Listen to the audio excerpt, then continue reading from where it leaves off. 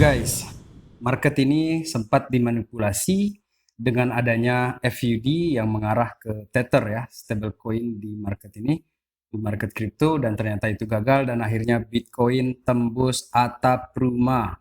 Guys, harga Bitcoin sempat naik ini bahkan sampai ke 71.000 per satu Bitcoin, dan sekarang ada slight correction di sini, ada koreksi kecil sampai ke 70.800-an dolar per satu Bitcoin. Kemudian yang menjadi pertanyaan sebenarnya di sini menarik ya, karena beberapa altcoins belum terjadi kenaikan, maksudnya yang signifikan gitu ya, belum terjadi kenaikan besar-besaran. Alasannya itu adalah karena ini terjadi kenaikan juga di BTC Dominance atau BTC.D di sini. Dan ketika saya record ini berada di 59,75%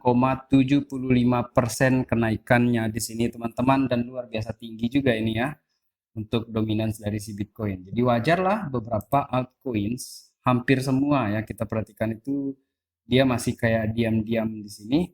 Ada beberapa yang memang terjadi kenaikan-kenaikan tetapi belum signifikan lah. Kalau kita memang menyajikan data yang seperti terjadi bull run di 2021, untuk sementara ini belum. Dan yang kita tunggu ke depan ini adalah ini teman-teman, yang kita tunggu dia terjadi penurunan ke area-area sini. Minimal ke 50, apalagi bisa ke 47. Seperti kita perhatikan di tahun 2021 di sini terjadi pelemahan di BTC dominance di sini, dan apa yang terjadi di area-area ini teman-teman, ini adalah tempat terjadi kelipatan-kelipatan di harga altcoins pada saat itu. Dan kali ini kita bisa melihat ini terjadi kenaikan yang cukup signifikan di sini untuk si Bitcoin dalam periode kurang lebih ini dari 2022 sampai ke 2024 ini. Jadi teman-teman, yang kita tunggu tahun depan itu adalah ini, tumbang-tumbangin dia, gitu kan? Ekspektasi kita dia akan turun untuk Bitcoin dominance di tahun 2025. Ada juga skenario yang berkebalikan supaya kita tidak terlalu serakah ya berpikir seperti itu. Boleh jadi tidak kepentok di 60, itu skenario keduanya. Kemudian BTC-nya masih akan terus melanjutkan dominance-nya, dan altcoins dijamin akan tumbang apabila itu terjadi. Akan tetapi saya tidak mengharapkan skenario itu terjadi. Saya menginginkan tahun 2025 nanti alts ini akan outperform Bitcoin. Semoga itu harapan saya teman-teman. Dan balik lagi ke materi kita, ternyata si Tether ini sudah membuktikan ya bahwa semua berita-berita yang FUD ke arah dirinya itu dianggap sebagai ya serangan-serangan lah, seperti itu teman-teman. Karena nyatanya si Tether ini masih hold 82.000 Bitcoin. Kemudian mereka juga punya 48 tons emas ya di dalam reserve-nya mereka. Juga mereka punya di sini ada 100 billion in US Treasury. Jadi menurut saya ini jahat juga ya kalau seandainya Amerika ini menghukum orang yang punya US Treasury seperti ini. Jadi ini kayak permainan bandar aja. Kemudian teman-teman, yang menarik juga di sini, kenapa saya katakan di awal tadi itu BTC tembus atap di situ sahabat Black Cuan, ada yang pasang long di 70,5k Bitcoin ini, dan ini sebesar 11,5 juta US dollar. BTC di long di angka 70.556 di Binance Future, dan ini langsung direspon oleh pasar.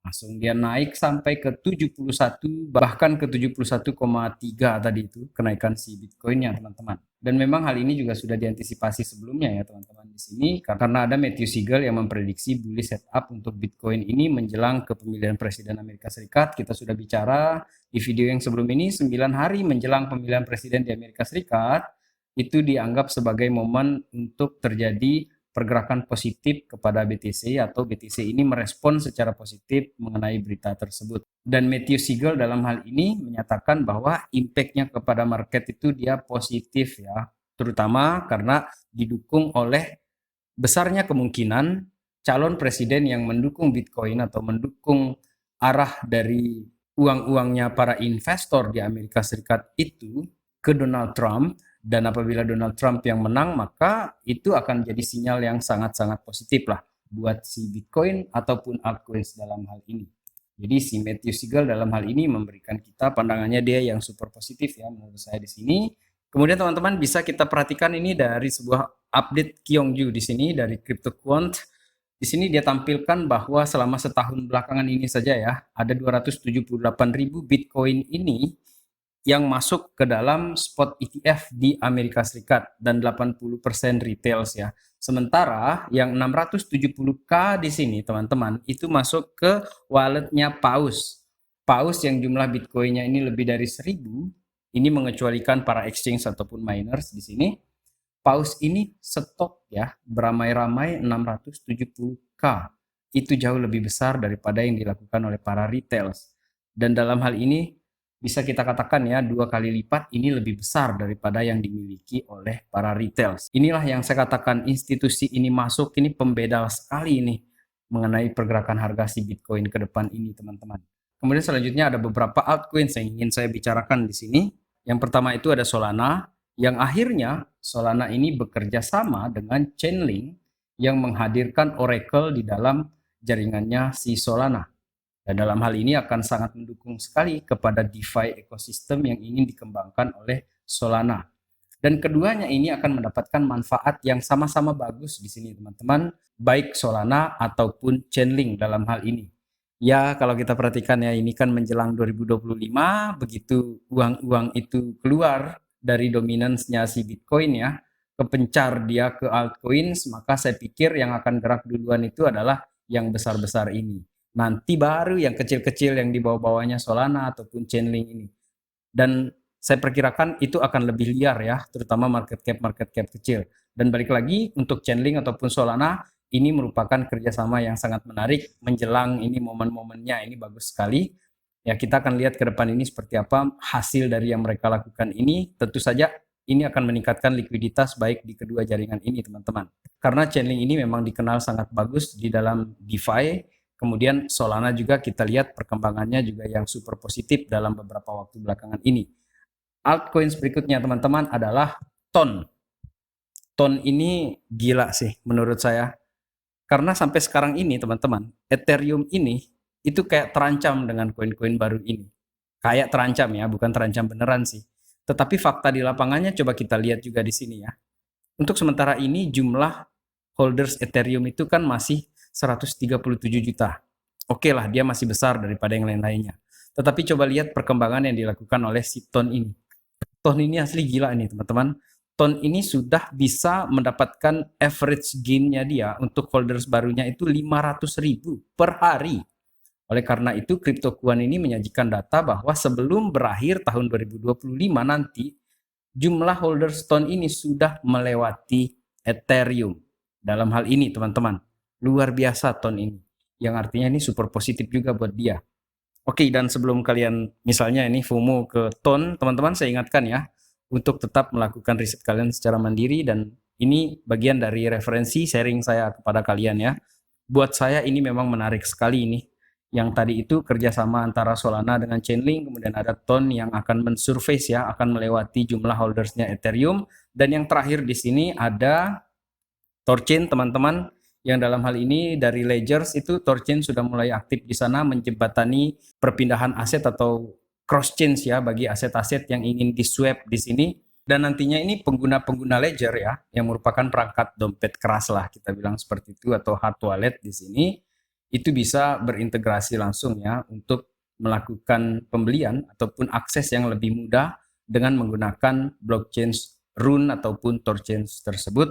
Dan otomatis hal ini akan meningkatkan permintaan kepada Rune. Karena untuk melakukan swap ya, untuk lintas chains atau cross chains itu bisa dilakukan langsung di dalam jaringannya si Thorchain seperti ini teman-teman. Dan memang momennya ini udah tepat sih kayaknya menurut saya. Banyaknya perkembangan-perkembangan seperti ini, kemudian kita melihat juga pergerakan si Bitcoin-nya juga sudah semakin bagus, itu kan sudah tembus atap dia, menembus ke 71K. Saya kira untuk tahun depan optimisme ini akan terus berjalan teman-teman, bahkan menjelang akhir tahun ini sampai ke tahun ke depan. Dan semoga ya altcoins itu bisa mendapatkan momentumnya nanti itu. Karena di kolom komentar ada yang nanyakan, Bang masih ada nggak sih alt season di tahun depan ataupun dalam bulan sekali ini? Saya tidak menjamin akan terjadi, teman-teman, akan tetapi berdasarkan riwayat yang saya pantau ataupun saya coba pelajari sebagai referensi, alt season itu memang tetap datang ketika Bitcoin dominance itu sudah muncak dia dan akhirnya uang-uang ini terdiversifikasi ke dalam altcoins. Artinya para paus-paus ataupun traders-traders besar itu mulai mencari keuntungan di luar Bitcoin. Jadi seperti itu teman-teman, kenapa saya masih yakin alt season itu masih akan datang di bull runs kita kali ini. So guys, sampai skenario itu terjadi, kita stay strong di sini. Ada juga skenario yang mungkin ini akan terjadi pullback atau segala macam seperti itu, tapi kita harus tetap kepala dingin, tetap tenang, jangan panik, jangan FOMO, teman-teman. Sampai jumpa di update yang berikutnya. Terima kasih telah menonton. Salam Black Cuan. Peace, my friend.